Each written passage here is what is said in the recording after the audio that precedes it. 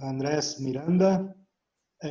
Bom, vou falar aqui um pouco, bem, assim, com bastante brevidade, sobre o Brasil e a legislação atual.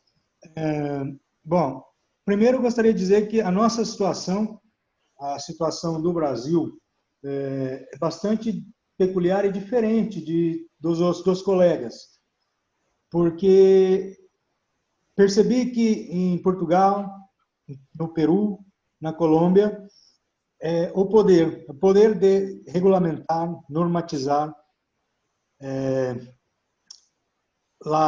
as medidas contra a pandemia está concentrado nas mãos dos governos centrais.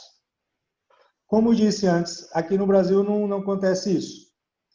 Portanto, a legislação específica do governo central é muito mais voltada para o problema econômico e social. Aqui no Brasil, o governo federal propôs ao Congresso que se fosse criada uma lei com um auxílio emergencial de cerca de R$ 200, isso $35 hoje, por mês, durante 3 meses, aos trabalhadores autônomos, aos trabalhadores que não têm formalização de trabalho, ambulantes, feirantes. Pois bem, o Congresso diz que é muito pequena essa ajuda, não pode ser apenas $35. O Congresso aprova a medida, porém, esta medida hoje vigora com um valor de R$ 600, que é algo em torno de $100 mensais, hoje, aos autônomos. Os autônomos, trabalhadores autônomos no Brasil, que chegam a praticamente 40 milhões de trabalhadores autônomos sem formalidade. Esses têm acesso hoje a três parcelas mensais entre abril, maio e junho de R$ 600, que são $100. Pois bem, isso é do âmbito federal, âmbito governo central. Mas o governo central também criou outro sistema, que é a possibilidade das empresas aplicarem uma suspensão, suspender o contrato de trabalho dos seus trabalhadores. E há algumas diferenças, porque aquele empresário pode suspender o contrato parcialmente ou completamente. Se suspende parcialmente, governo central, governo federal, participa com uma parte do salário mensal, do rendimento, e o empresário complementa. Se o empresário cerrou totalmente sua atividade, a suspensão é total e o trabalhador passa a receber a integralidade de como um seguro-desemprego. Totalidade do seu trabalho, do seu rendimento, pelo seguro-desemprego. Após a epidemia ter ido embora, esses trabalhadores retornam ao empresário, a responsabilidade volta a ser do empresário, e o empresário, então, deverá, posteriormente, ressarcir, pagar ao governo federal aquilo que o governo federal suportou neste momento. Portanto, nossas medidas centrais, elas são voltadas à economia e aos trabalhadores.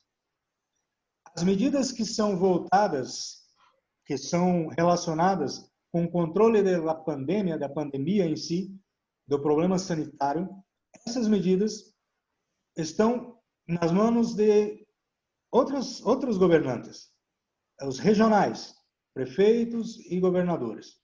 Essas medidas são adotadas com várias diferenças em vários estados e vários municípios, várias cidades do Brasil. Por exemplo, São Paulo, que é a maior cidade da América do Sul, tem um problema grave hoje, que seu prefeito determina que os carros, os automóveis, devem fazer rodízio. Não podem sair todos no mesmo dia. Tem que sair alguns e poucos e outros não. Pero as pessoas têm que trabalhar. O trabalho não está totalmente cerrado, não está totalmente parado em São Paulo. O que acontece? Essas pessoas estão hoje se aglomerando em metrôs, ônibus, o que pode, teoricamente, causar um problema ainda maior. Portanto, não temos hoje como dizer quais medidas o Brasil toma juridicamente para conter a pandemia, porque são esses poderes para conter a pandemia, o problema sanitário, está nas mãos dos governos regionais. Logo, o governo central, o governo federal, tem legislado, tem feito legislações no sentido de proteger a economia. Me parece que esse seja uma grande preocupação do governo central brasileiro, da proteção da economia, dos empregos, enfim. Hoje nós temos, num boletim atualizado do Brasil, 16.792 mortes por coronavírus até ontem, dia 18, com 254.220 casos confirmados, 100 mil pacientes recuperados, 136 mil em acompanhamento, e temos uma taxa de mortalidade, de letalidade de 6,6%. Portanto, a cada 100 pessoas que contraem o coronavírus no Brasil, 6 acabam indo a óbito. Essas medidas normativas que estão dispersas em mãos de vários governantes, a mim não me parece que seja o ideal.